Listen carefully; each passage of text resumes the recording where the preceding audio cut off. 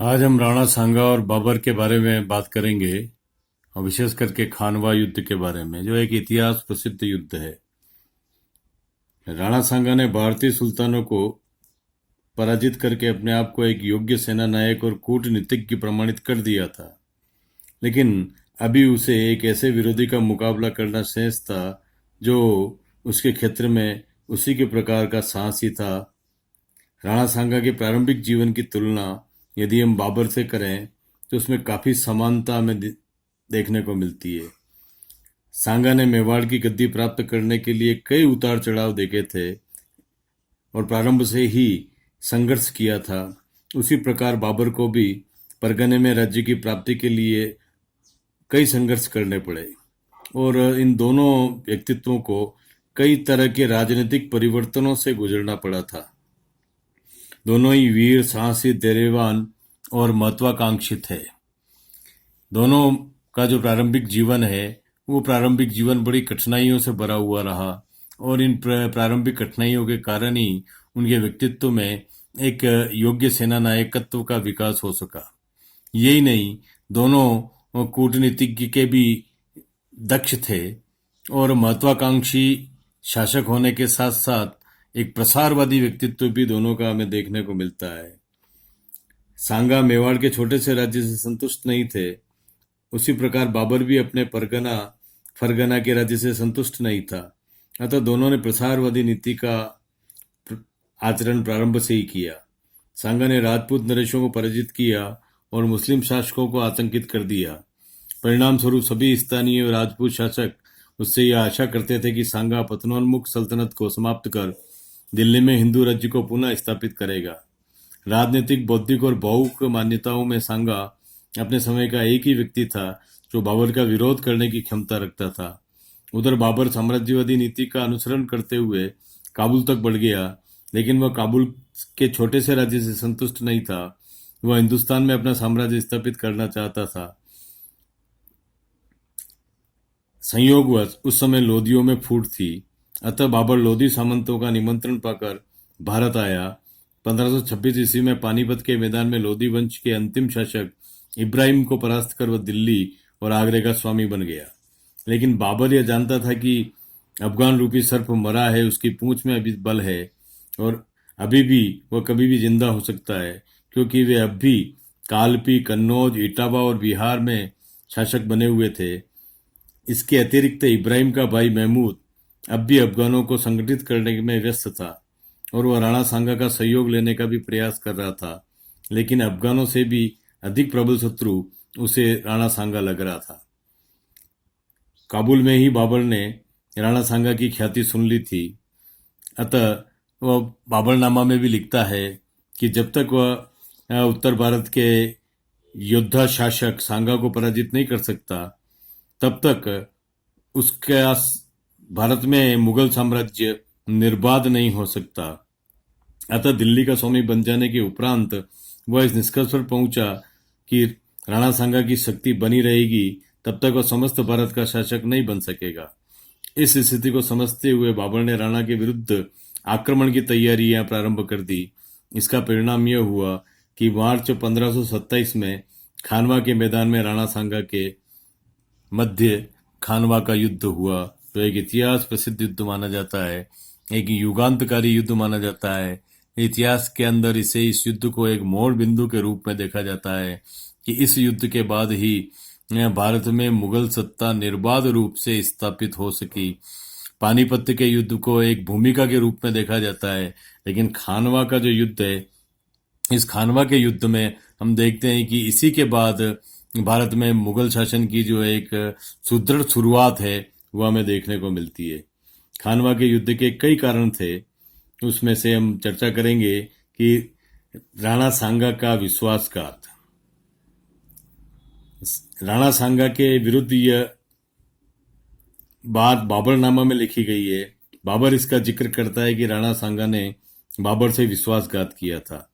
बाबर को इसका बहाना मिला और उसने अपने आक्रमण को जस्टिफाइड करने के लिए, अपने आक्रमण को सही ठहराने के लिए एक विश्वासघाती को दंड देने का एक नैतिक आधार जो था वो बनाया।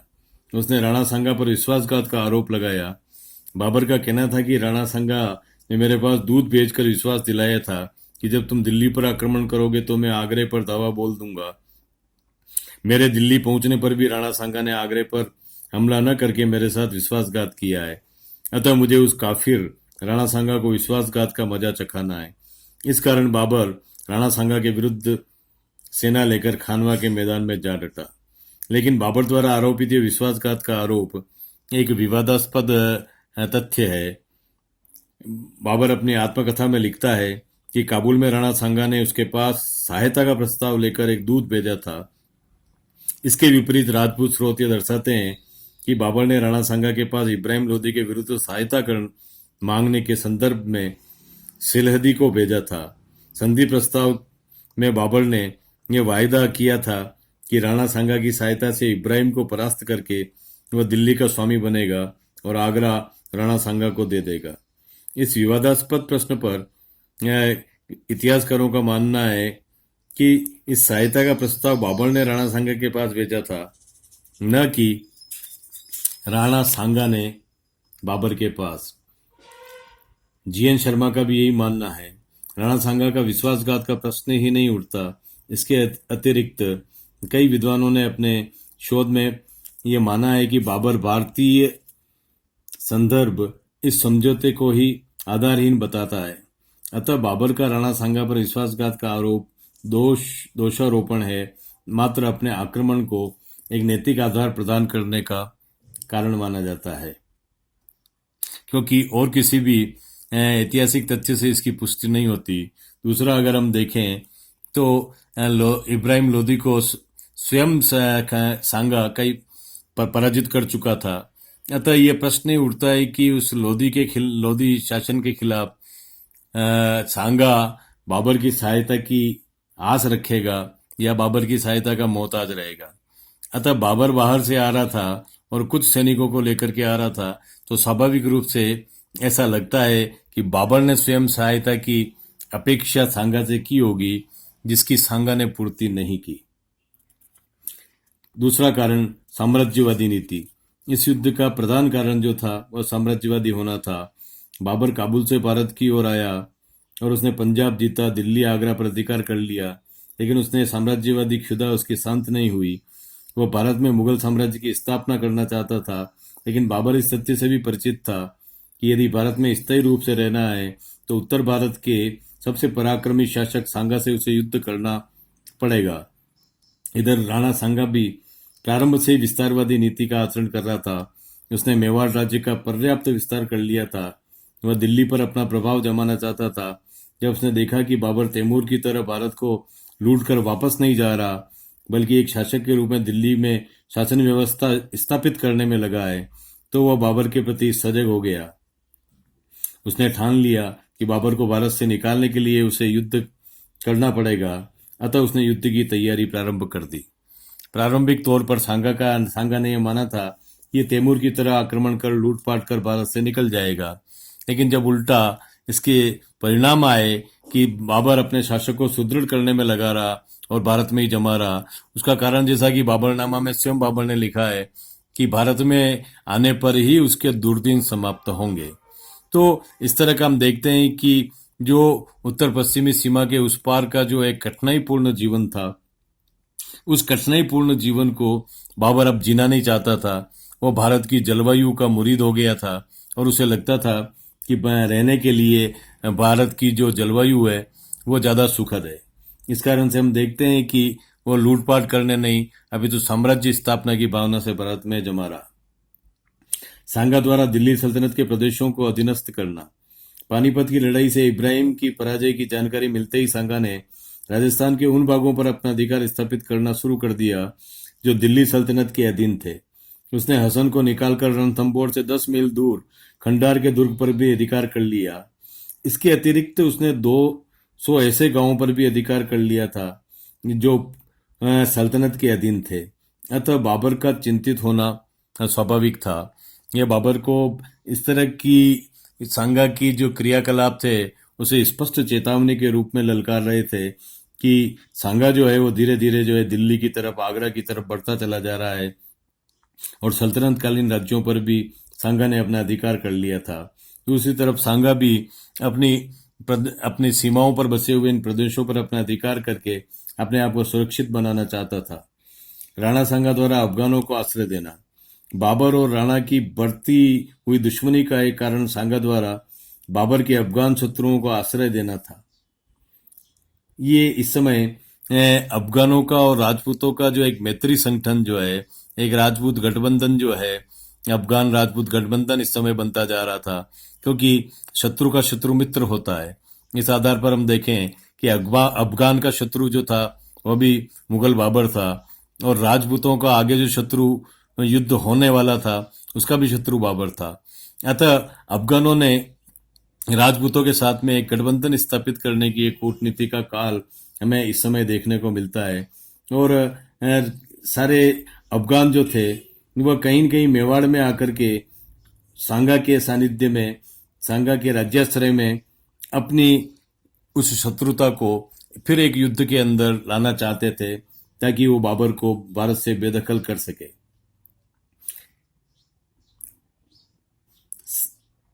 सांगा ने अफगानों को आश्रय देना प्रारंभ कर दिया और बहुत से अफगान सरदार सांगा की शरण में आ गए।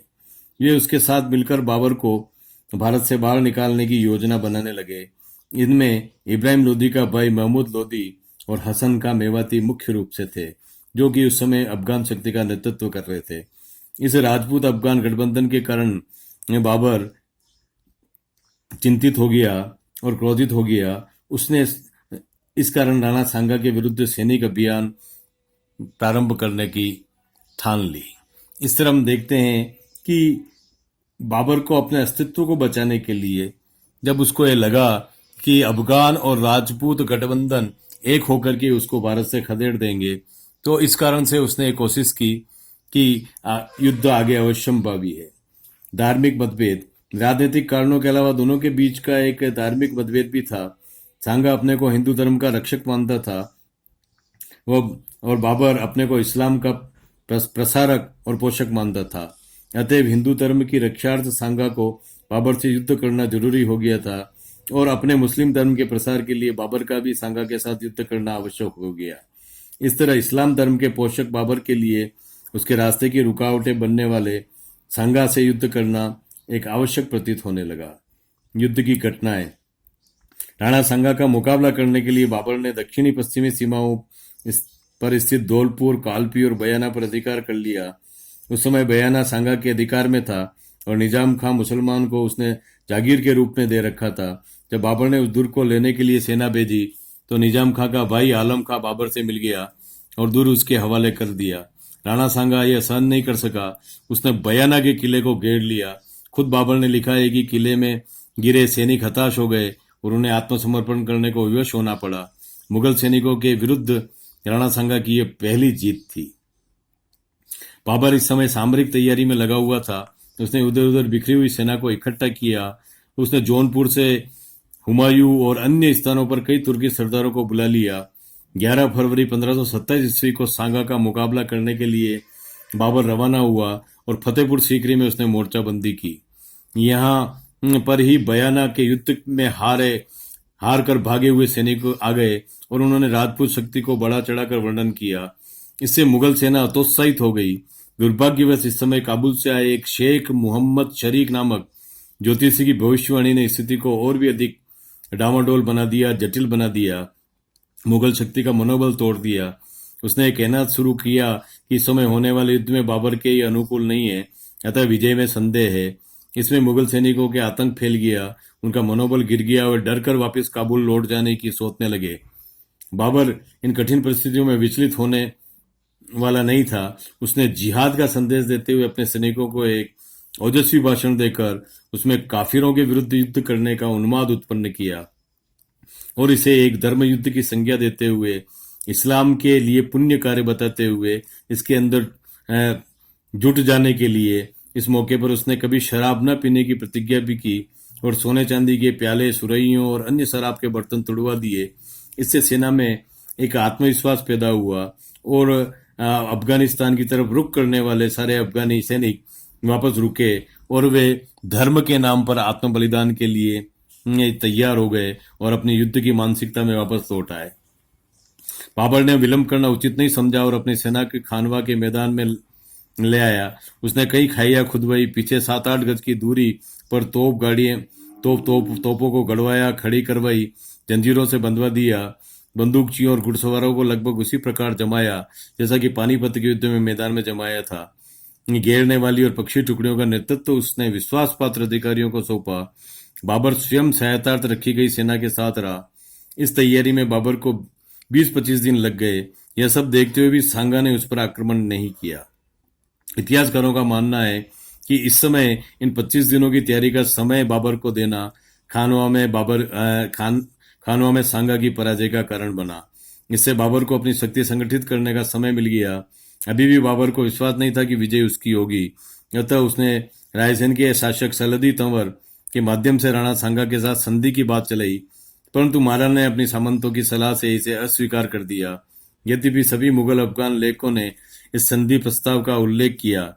टॉड लिखते हैं कि उस समय बाबर ऐसी स्थिति में था कि वह किसी भी शर्त को मानने के लिए तैयार हो जाता। इधर सांगा बयाना विजय के उपरांत सीधे रास्ते न जाकर के भूसावर होते हुए एक लंबा रास्ता खानवा के लिए चुना। उसका ध्येय काबुल तथा दिल्ली से बाबर को मिलने वाली सहायता को रोकना था। यहाँ पर यह 1 महीना रुका रहा। राणा का यह कदम परिस्थितियों के अनुरूप नहीं था। अगर सांगा बयाना विजय के बाद तत्काल मुगलों पर आक्रमण कर देता तो संभवतः युद्ध का परिणाम कुछ और ही होता और भारत का भविष्य भी कुछ और ही होता।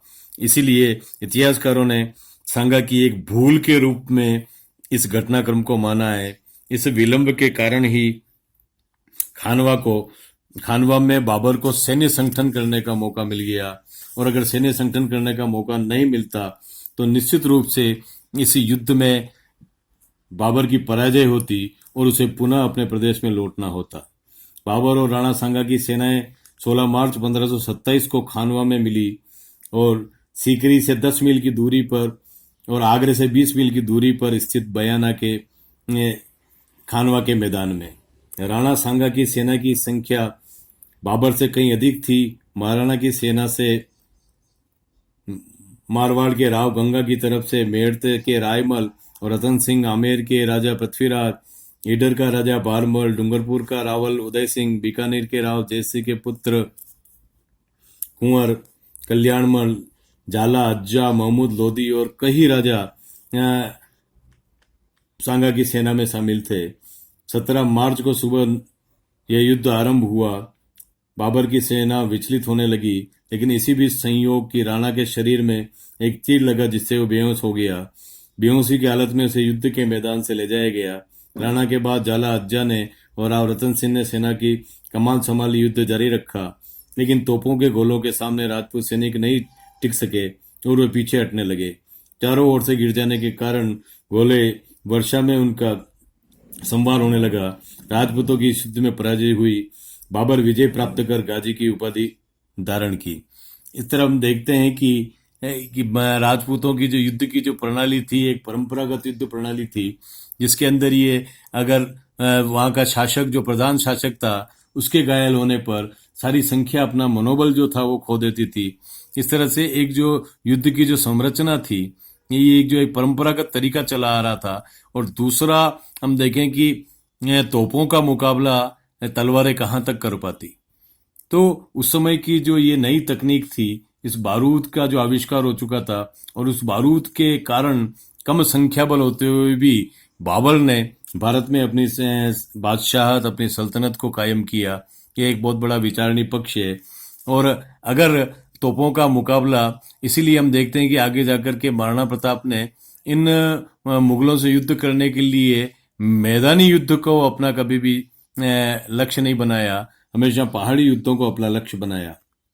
सांगा की मृत्यु, राणा सांगा को उसके साथी खानवा के मैदान में मूर्छित अवस्था में बसवा जयपुर राज्य के गांव में ले गए।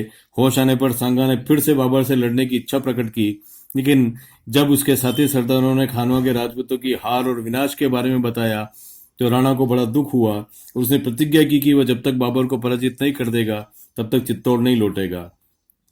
अतः वहां से सांगा रणथंभौर चला गया और अपनी सैनिक शक्ति को संगठित करने लगा।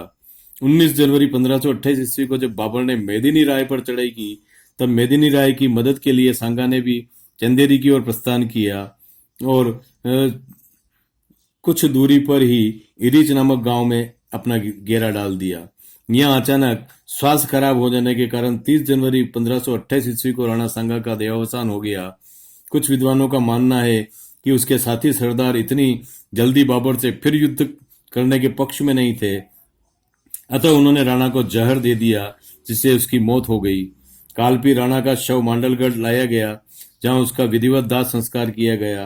राणा सांगा की मौत के साथ ही राजस्थान में मेवाड़ का आधिपत्य खत्म हो गया। इस तरह हम देखते हैं कि सांगा का जो अंतिम समय है वह भी किस तरह से युद्ध की उस जिजीविषा को लेकर है, लेकिन उस समय के जो सामंतों ने उस सांगा का साथ नहीं दिया, क्योंकि वे नहीं चाहते थे कि और राजपूत शक्ति की और भी क्षति हो।